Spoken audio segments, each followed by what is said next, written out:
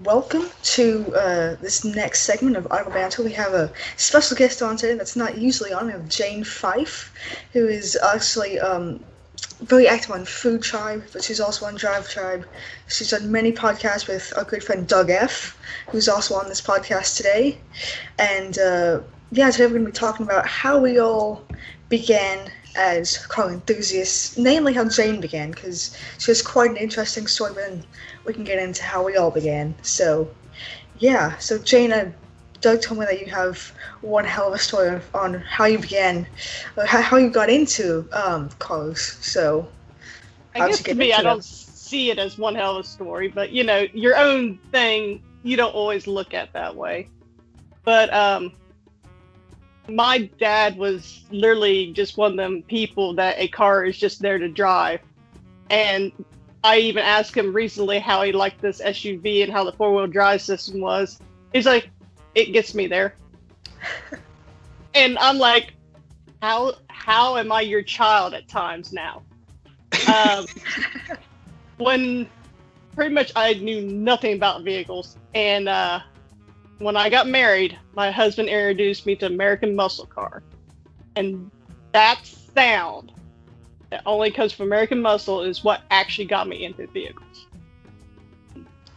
And yeah. I just love that sound, and it is the thing that drives me for driving. Yeah, that V8, it's a distinctive sound, that V8, yeah. Yeah. Yeah, so, yeah, I just love that growl. I only know a handful of people that don't, and I'm like, how am I your friend? If you don't like a good V8, like, were you dropped on your head as a child? Like, what happened? Yeah. Well, I am a fan of American muscle cars too. I am with you. That sound is so distinct. Not all V8s are made the same, and no V8 is sounds the same. Honestly, I love the sound of a proper Ford V8. I think Fords have some amazing sounding V8s. My favorite, well, I have it's like picking your favorite food or your favorite child. You can't ever do it. Yeah. I gotta say the 351 Cleveland, the old 351 Clevelands Ford used to make, have some of the most amazing sounds. I'm also a very big fan of the Ford 289 hypos. They have a very nice growl to them and a nice burble sound. It's not it's small in the V8 scale. It's a small V8. They always sounded so good. But I hold though, especially if you found one that was a true shaker, the Hemis, the 426s and the 440s, the old shaker engines as they called them, when there is something about when those engines start, the ground literally shakes. You will feel it through your feet, and it's loud. I love them. It's just a sound that I guess only we could do, because I've not heard any European car that can sound like it. No, yeah, it's definitely it's a unique sound, and no, if we're talking about Ford V8s, if I can just talk about some of the new Mustang V8s, like in the Bullitt Mustang, and in the Mustang GT, and even in some of the Shelby Mustangs, like the GT350 and the GT500. Oh my god, those things, they start earthquakes. When you hear that thing drive by, as we probably do pretty often, it's like, what was that? Is there an earthquake beginning? Oh wait, no, it's just a Mustang. Yeah. If I had to pick out of new cars, the one that I really have fallen in love with would be there again, I'm going back to Dodge, the Hellcat engines. There is something about that growl with that whine and I've used this term way too many times, I'm sure. It sounds like a bear and a banshee in a fight. It just that roaring growl and then that high pitched squeal, and I just get all tingly and like giddy when I hear it. It's like, you know, Supercharged was like just it's like a cat just wailing. Yeah, it's beautiful. Yeah, it's an amazing sound, and a lot of people just think that's a high pitched whine. It hurts my ears, and I'm like, no, that sounds beautiful. That's music. It's an iconic sound. And it's like the other day, I spotted a Hellcat at the grocery store parking lot, and I waited for in the heat for about 15-20 minutes. I'm like, look, I can't wait no more, and I had to leave. But I posted the spot not too long ago, but it was a blue Hellcat. I was like, man, I just wanted to hear it leave. I'm like, come on. Okay, now see, look, that is a sign of a true car lover. When you're willing to go out of your way, and even in the case of, you know, that, and you're going to be like, just to hear the sound of it, you know, you're willing to sit and wait. I have followed cars through town just because I want to hear it. Just like, nope, I'll go out of my way, and, you know, and end up on the other side of town just because it's like, I got intrigued by listening to it. You know, I once saw, and you guys probably gonna be very jealous in a minute, but I once saw a Lexus LFA, and it was driving down. I think it was one of those streets, one of those kind of big streets that looks like it's big enough to be a highway, but it's not a highway. Driving down one of those streets, and I was on a street perpendicular to it, and I was gonna go straight, and it was going that way. I'm like, no, I'm turning right now. I'm going that way just to listen to that beautiful V10. Yep. Done that. One of the car sounds I have, engine sounds I have grown a great appreciation for in the last few years is the little Subaru Boxer engines. Those sound amazing. I have followed them. Not out by Yabos. Yeah. When they're done well, they sound absolutely fantastic. And it's a 4-cylinder, but then things sound like, you know, they just have a fantastic sound for a 4-cylinder.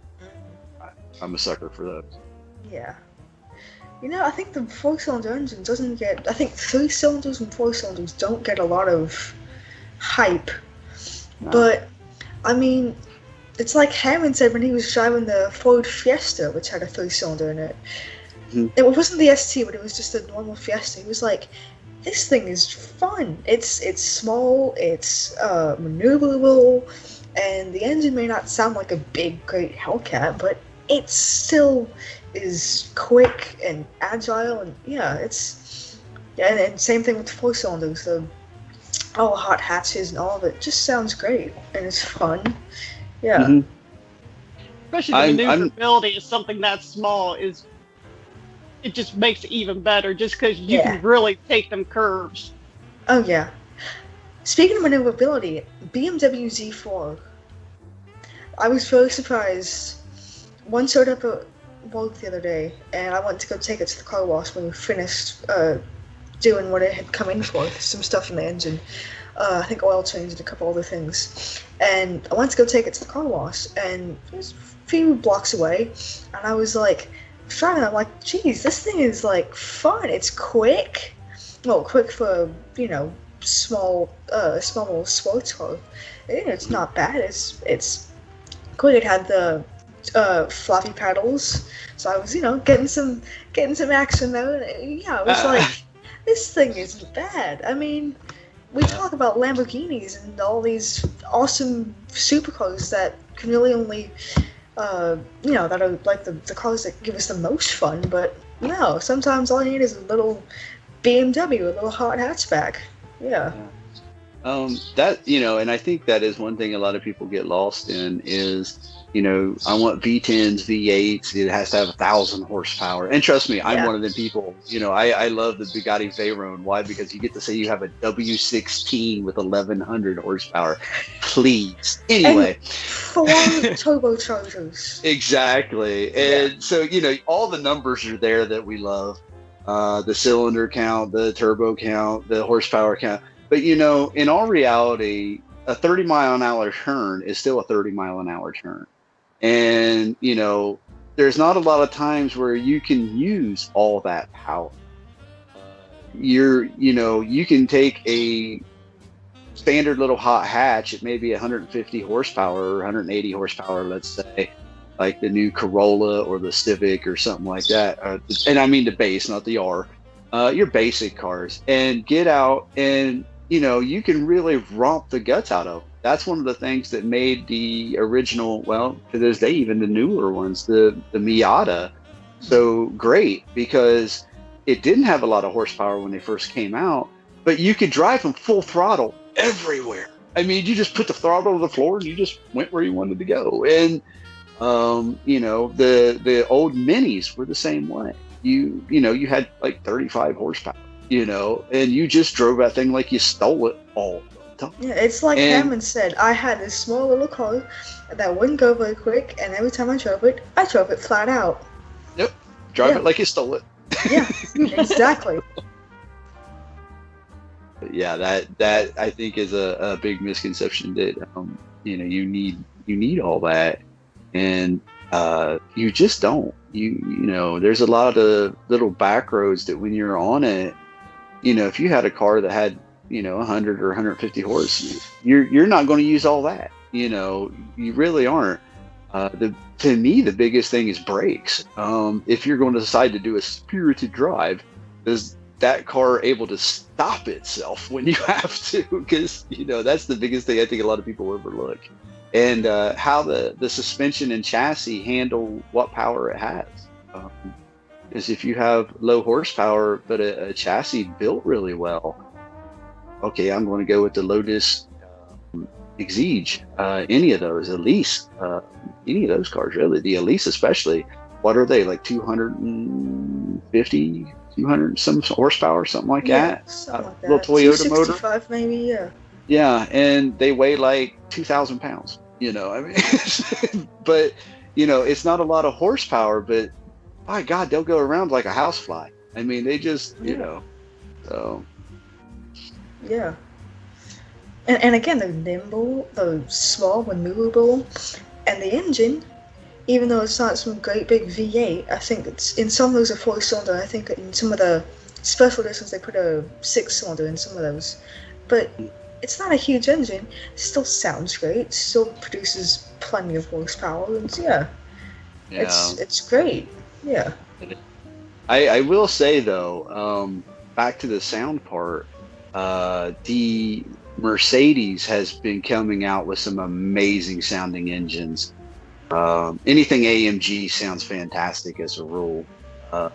They have went for that growly, grumbly sound that V8 rumble, I guess you could say, and it's nice to hear that. It is. I love that. I'd almost buy a Mercedes for that sound. Yeah. Especially if it's tuned by Barabbas. Definitely. Yeah. No, speaking of AMG V8, the new the 63S, like the C63S and the E63S. Oh my gosh, those, I don't know what they've been doing to those lately, but they sound fantastic. Yeah. I mean, like better than even some of the old 65 V12s. Like those just sound amazing. It's like a barrel just got angry, just like just like a mad barrel. It's just such an intoxicating sound. Yes. I don't know about so much of the pops and bangs that they're doing now from factories. It's cool in some regards, but I think some of it's getting a bit out of hand. Yeah, I like the growly sounds. I like a nice clean sound, and a lot of times the pops and the bangs and all the stuff going on sometimes gets a little, whatever.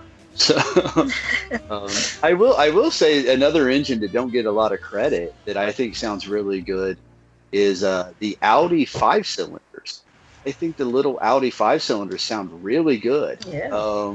They do and usually when you get into your weird displacements like 5 cylinders and 3 cylinders and stuff, they either take on a very nice, unique sound or they sound terrible. They sound terrible. But Audi nailed it. Their 5 cylinder engines sound really nice. Yeah. And speaking from experience, even though 4-cylinder engine, which is basically the same one as the Golf GTI, doesn't sound too bad. Doesn't sound too bad at all. I mean, yeah. I know I'm biased here, but I mean, I'm just saying, just pointing it out. Like, no, we know you. The only one you're truly biased over is the E-Type. Yeah, no, that's fair. Yeah. That's your true bias right there. Yeah. I mean, but who isn't? I mean, it's an E-Type. Come on, like. Yeah. Yeah. I get it. Yeah. So, okay, Jane, what engine? I mean, I know you said V8. Do you have any brand or certain cars you prefer the sound of? Well, I do like the older Mustangs and stuff like that. Of course, that's partially what even got me into Ken Block was the Unicorn. I mean, Beautiful come on, car. a 65 Mustang over 1,000 horsepower, and it rumbles like that. Oh my God! Well, in that regard, with the Unicorn, anything that has flames that shoot out the hood is amazing to me. It's like the Lamborghini Aventador shooting flames out of its exhaust pipe. Yeah, as long as they don't catch fire. Whoops. Yep. Don't try to cook kebabs behind them. Yeah, that would be quite the food tribe post. I cooked a full meal with my Lamborghini exhaust. I believe the food tribe post that somebody done about cooking something. I think it was kebabs. That's what I was kind of referring to. They was trying to cook something off the exhaust and the flames coming out of the Lamborghini, and in doing so, the car caught fire. So, and of course, it was put on YouTube, so the insurance wasn't as friendly toward it. So, I can't remember who posted that. Was that Alessandro or Ben? I don't know. It's one of those two. Yeah, I think they cover the most news and like new things going on. Yeah. But I mean, I feel bad for whoever that was, but then I don't, because I'm like, you had the stupid idea to do that, and then you actually followed through. Yeah. I mean, your Lamborghini's gone, and that's sad, but you're an idiot. Like. Yeah, I mean, if you know, it's not like Tesla where it's just or Ferrari where they just kind of randomly catch fire. You know, and you can say, oh, okay, claim that on insurance. It's sad that, you know, well, okay, sad. But anyway, you know, the car's gone, but, you know, at least you covered on insurance because, you know, it was fault of the manufacturer. But, you know, when you're doing it because you're trying to cook a kebab or something, then, okay, that's on you.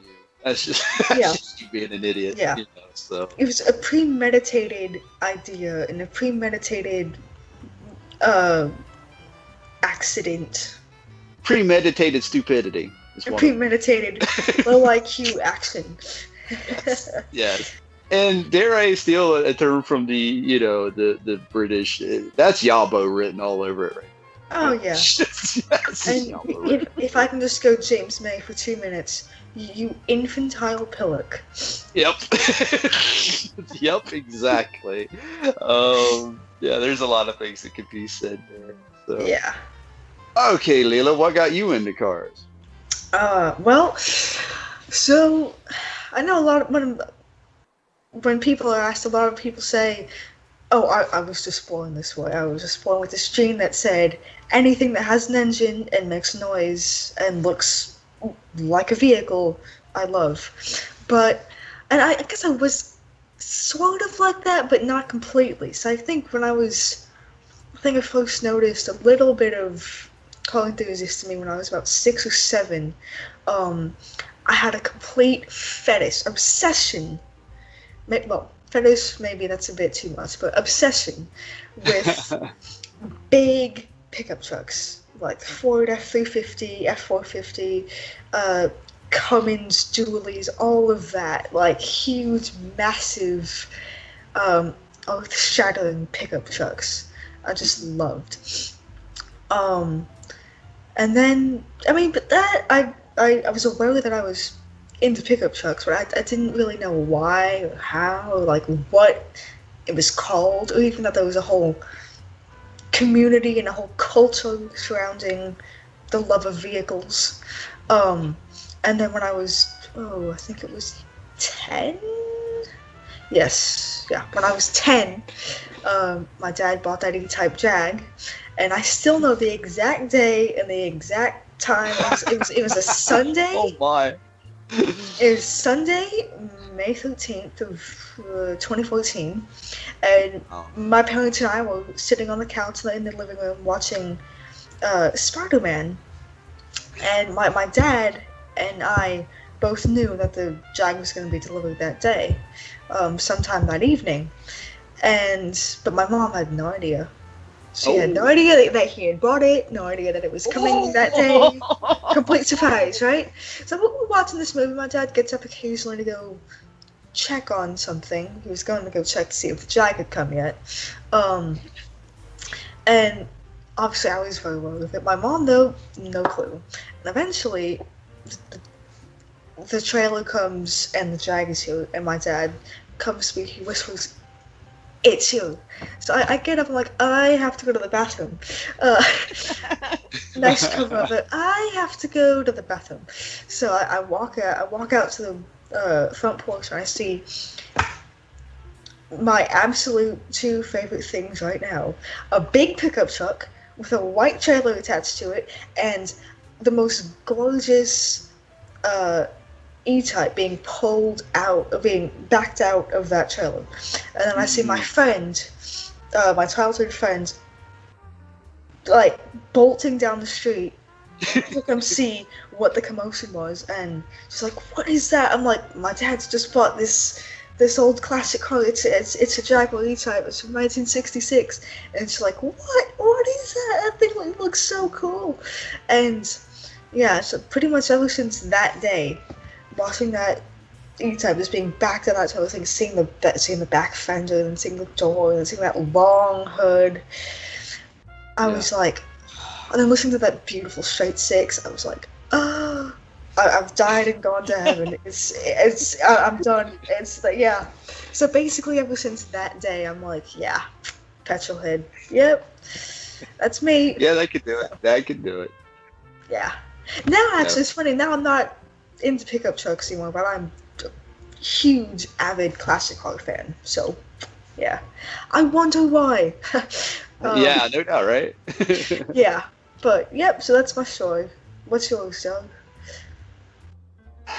You know, honestly, I wish I knew. Ever since I was little, I had, my mom who, what kind of car you got? It's a green one. My mom was that person. She literally had no idea. She would say, "Well, the car she's seen, it looks like a new car." Well, no, Mom, it's 10 years old. She has no idea. If a car is pretty, that's all that matters. My dad, on the other hand, loves cars to a degree. He does appreciate muscle cars. He is a muscle car guy. He likes them. Now, when he get into anything outside of the United States, he don't know much. He's good old American muscle car type person. My grandfather was he bought cars all the time. He didn't care what they were. He loved buying cars. He just really had a thing with it. So I don't really know where I get it, especially to the degree I do. As a kid, I just always found them fascinating, and I love style. I just loved looking at them, and we would go to car shows all the time in the areas, and cruise-ins and things. And I loved the sound. I love the just so many different styles of cars, and I appreciated it. And honestly, one of the things I got hooked on, and I don't mean this in like a, anyway, I just love the smell of the old cars. They had that little whiff of gas out the back, and the exhaust fumes were richer. So it was an experience of sound, visual, and smell even. And I, as a little kid, I had to see all of them, and I just have to run and look, and, I wanted to know things. And even back then, I didn't know what I was taking in. I heard displacements, and I heard, the things about, well, back then it was carburetors, and, I took all this in. I had no idea what it was. And when we go to the stores, Mom would go grocery shopping, and I would just literally go to the magazine section, and she'd just leave me there because she knew that's where I would be. And I read every car magazine. Even when I didn't know how to read, I would just flip through and look at the pictures and stared at them. And she would come back, and I'd have a pile of car magazines all around me, everything from Hot Rod magazine to Car and Driver, Road and Track. I read all of them. And as I got older, I just started actually reading them. And, and I was like every other, I guess, teenager to a degree back then. I had posters on my walls. I had everything from Bigfoot monster truck when that first came out to Lamborghini Countach, Ferrari, Testarossa. And, I just loved everything. And and even my parents couldn't figure out why I was so into cars. People, this is how bad it was actually. If somebody had a car I really liked, and I was just a little kid, I couldn't, of course I couldn't drive it or anything. So I would actually ask them if I could wash their car for them. And I just loved like the lines and just getting to look at it. And it was just a thing. I've told the story on our podcast before. The guy, I was a little kid, I wasn't even in kindergarten yet. And he had a electric blue with the Gold Eagle Firebird, like the one from Smokey and the Bandit. But it was this electric blue with the gold. And he would pull it out occasionally and just sit and wash and wax it. And anytime that car was out, I would just run down the alley and just sit in the alley and just stare at his car. And I want one of those, and to me, it was just beautiful. And so I don't know. I honestly, I guess I'm the type, I was literally just born that way. I could tell you cars. When as a little kid, I could be sitting in the house, hear a car go by, and I could tell you basically what it was. In fact, my parents had a thing with me for a while. I could hear a car start and tell you if it was a Chrysler, Ford, Chevy, stuff like that. And they would always ask me, well, what kind of car just went by? And I would tell them, and I don't know. I'm that way. My wife comes home still and it's like, I seen this car and I think it's this. And I'm like, okay, well, give me a little bit more detail. And then, next thing I know, I'm like, I got this, and I no, what you've seen is this. I don't know. I've always been a car person. I don't know where it started. No one thing set it off. I love cars of all kinds. In fact, when I went through high school, I decided I wanted to be an engineer, and my biggest thing was I was trying to decide if I wanted to be an automotive engineer and designer or, go into something else. But I always caught myself, even back then, drawing cars, designing cars and stuff like that. And I don't know. It's always been there. So it never left. I still love cars. Yeah. So. Yeah. So. Yeah, I wish I had one specific thing that triggered it, but I really don't. Just really don't. So. Yeah. Well, the point is, we're all here. We all love cars. So, yeah. And that's why when Drive Tribe started, I of course had to go there. And I still, I don't have as big a presence on Drive Tribe.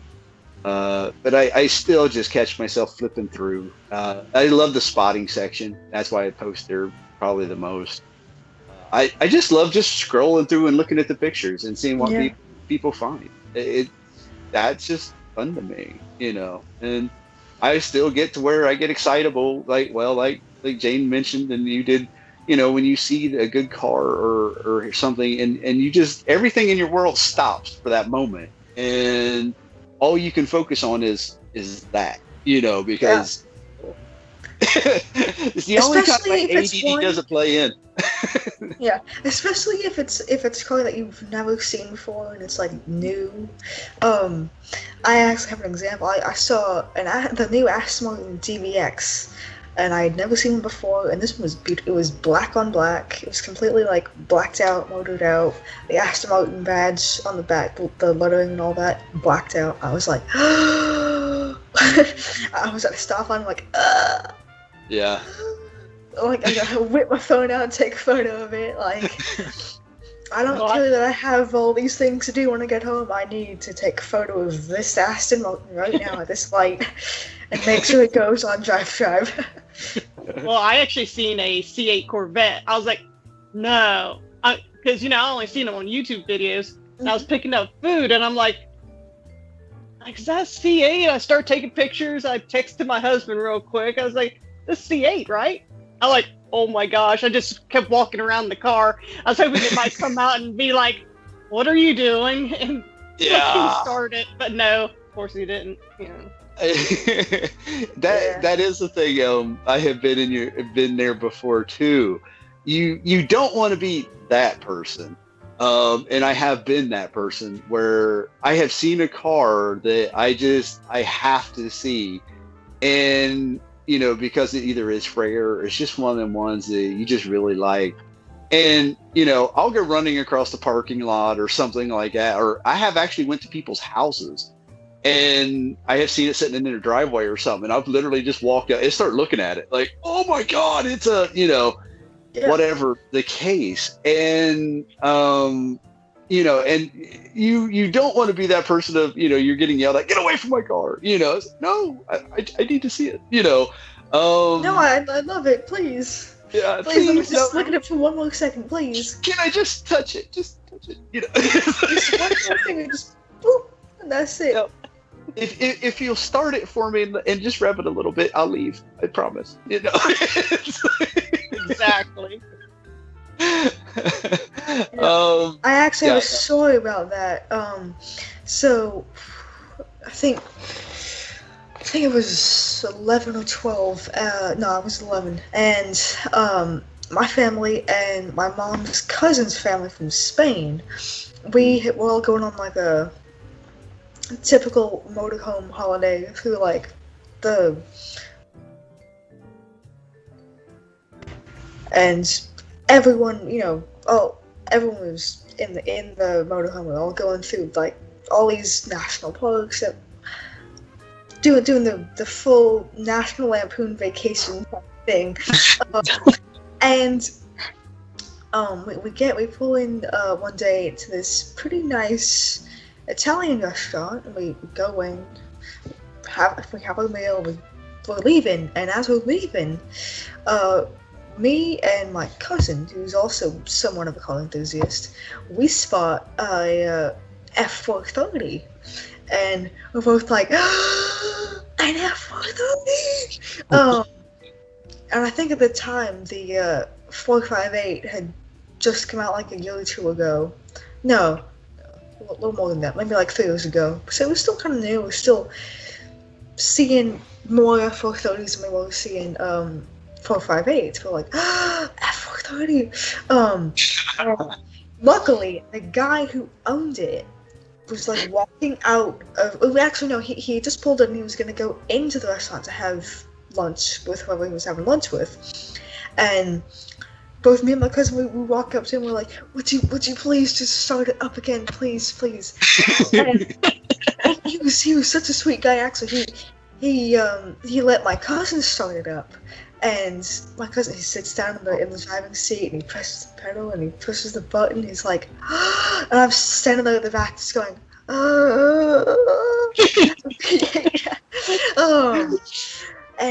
sweet guy. An awesome car. It was, that typical Ferrari, that like very vibrant, like cherry red colors. It was gorgeous. A nice tan inside. Yeah. Well, I had. Well, I didn't Fortunately, I didn't get to hear it start or anything. When I was running, when the thunderstorm hit us at the rally, I was bolting across the park trying not to get soaked, and hopefully my phone wasn't going to short out. I had my phone in a Ziploc bag because it has zero water resistance at all. And it was absolutely raining. I mean, just pouring rain, thunder, lightning, the whole bit. And I was soaked. I was trying to get back to where we was parked, and it was horrible. And I look up, and like I said, I am just soaking wet. And I look up, and there sat that blue Audi R8. And it was like when this is going to sound stupid, but when you'll understand. Anyway, like when Indiana Jones opened up and the light come out of the ark, you know what I mean? And it's like this, and that's what it was. It was like my whole world stopped. Went, and I forgot about the rain. I didn't care. My phone came out of the bag in the pouring rain. I thought, I don't care. I got to get a picture. And it's never one picture. You have to do a dozen of them just to make sure. Like, oh, come on. And then throw my phone back in the bag, tuck it in my pocket, and then I'm staring at it as I'm trying to run, get out of the rain. And it's like, jogging backwards, just looking at it like, my baby. It's fine. I will get hit by lightning. It's fine. I don't care. I'll live. I'm sure I will. I just want to see this out. It's a little bit of brain damage. It'll be fine. It's fine. I'll remember, as long as I can remember the Audi, I'm good. Yeah.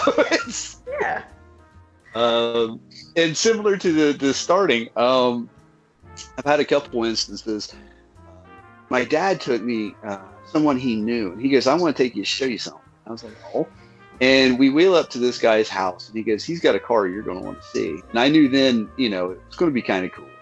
And I believe it was a 72 Challenger, and it had the 440 in it, and the guy it wasn't a muffler delete, but there wasn't a lot of muffler there, and I was crawling all over this car.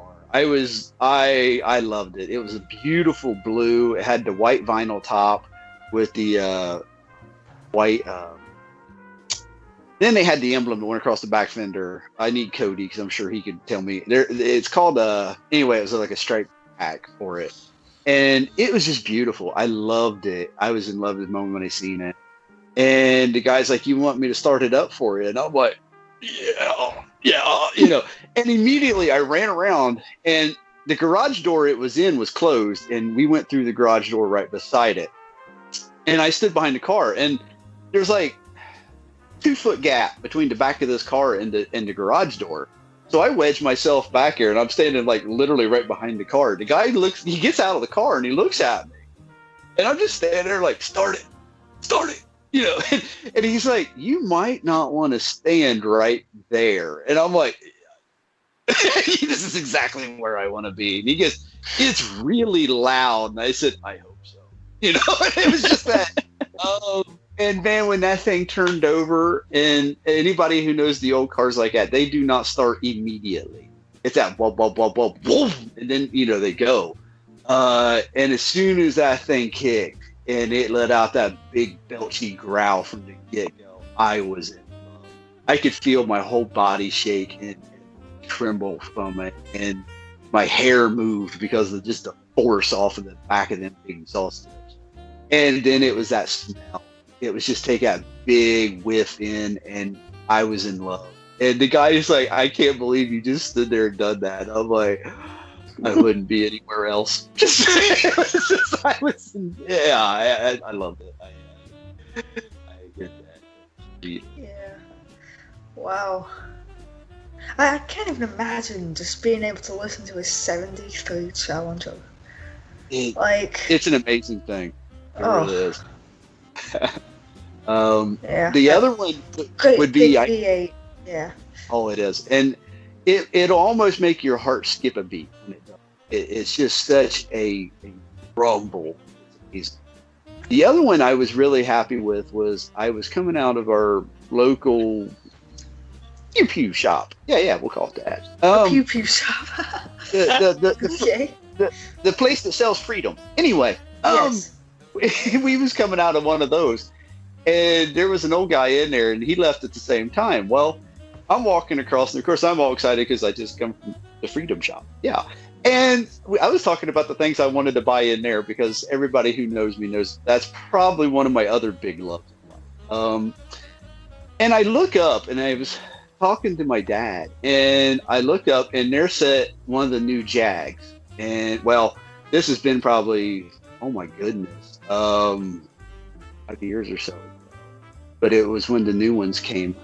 And I looked up, and they're set in all black, trimmed in chrome. I mean, this thing was gorgeous, polished. I mean, shiny. And I stopped, and I almost fell off the I guess, little curb porch thing of the shop. They had the sidewalk out front, and you got to, step down, go to the parking lot. And I almost fell off of that because I was so enamored by the car. And I was like, and it was the first time I'd ever seen one. Now I see them off and on, but that was the first time I'd ever actually seen one. And my dad's continuing walking, and I'm standing there going, just this dumbfounded. And the next thing you know, I was like bolted. And I was like, Dad, you know what that? And Dad's like, he had no idea what. And I told him, I said, it's the Jag. And I was going through everything, and he just like, okay, it's a Jag. My dad is not impressed. There is a little E-Type that goes past his house, and he kind of likes it. But other than that. And anyway, the older fella that was in the store when we were, he comes walking up, and I'm standing like 2 foot from his car, just going, looking up and down, front to back, all around it. I was even trying to look in the windows. And when I was trying to look in the back window, he walks up because you like my car? Oh, darn it. And I was like, I've been caught, and I was like, yeah, I do. I'm sorry. I said, I wasn't trying to do any harm to your car. I love these. And I said, it's the first one I've ever seen. Well, he just started laughing. He's like, oh, he goes, you like Jags, huh? And I said, well, I like these ones. I will admit, I really do. So he opens up the door, and it was the all black outside, with a little bit of chrome, the chrome wheels. And then it had the just tan leather in it. And it was really nice. And first thing I had to ask him was, what engine does it have in it? V6 or what? And he said, no, it's the V6. I was like, good choice. And I didn't realize it till he told me, he goes, well, jump in. I was like, really? Wow. Okay, cool. So I got to jump in. I jumped in behind the driver's seat, and I was checking it all out. And it was a really nice little place to be. I was really, and I told him, I said, I have just wanted to hear one. I said, because I've heard the V6s actually sound the best. Is the best engine choice for sound. And he said, well, that's why I bought this one, is because I like the sound of it. And I got out and went there again, stood behind the car, and he's like, yeah, he fired it up, and that sounded amazing. And he wasn't afraid to rev it. We was in the parking lot, and he was just bouncing it off a red line to idle, back to red line to idle. And I was like, yeah, And I had quite the conversation with the old man and about his Jag. And it was cool. When we left, he pulled up in the parking lot, and he waited for me and Dad to get in the truck. And we pulled in, at the stoplight, or not stoplight, but the intersection behind him. And he waited for us so we could follow him through town. And he was just ripping that Jag downtown. And, there again, followed him. We needed to go the other way to come home, but we went all the way the other way into town just because I was mesmerized by listening to that Jag, man. Dude wasn't afraid to drive it. He just come up to a red light, and he just throttle that sucker, just going. It just sounded great. So yeah. I'm just dumbfounded just listening to that story. Oh man. I mean, obviously, because big Jag enthusiast too, but yeah. Man. Actually, speaking of Jags, a couple nights ago, me and my parents went out with some of their friends who live about half an hour, 45 minutes away, and the guy has a Jag XJL. I think it's a 2016 or 2017, and it's the 3-liter V6. And we went to dinner, and then the place we went to had a little valet station, and we got alcohol valeted, and they got the Jag valeted. And when we left, and the valet guy starts up the Jag to pull it around, I'm like, oh, it's not a V8, but it doesn't sound bad. Like, yeah. I was like, gosh, dang, that's not too bad. Yeah. Mm-hmm. Yeah, the sounds are mesmerizing. They can intrigue you very, very much. I've been to a few, basic kind of, around here we got a lot like a dirt track racing and drag strips, and those are always great fun. And there again, it's just the sound of it. Yeah, I love the sound of all kinds of different things. And obviously, when I went to the rally race, that was the first time I really got to hear rally racing cars, and they sound so much different. And it was cool. I got excited every time I heard one wind up, and it was a thing. So if you get to go to any kind of racing events, I highly recommend. Because if you're intrigued by sound, that's where it's. Well, if you're intrigued by sound, if by chance one day either of you can make it to an F1 race. Yes. Oh my God. I've been fortunate enough to go to 2, and both times I was practically on the floor weeping with the sounds of these beautiful, beautiful F1 cars. I'm like, I mean, it's like, it just keeps going by. All of them just, yeah. it's like, oh.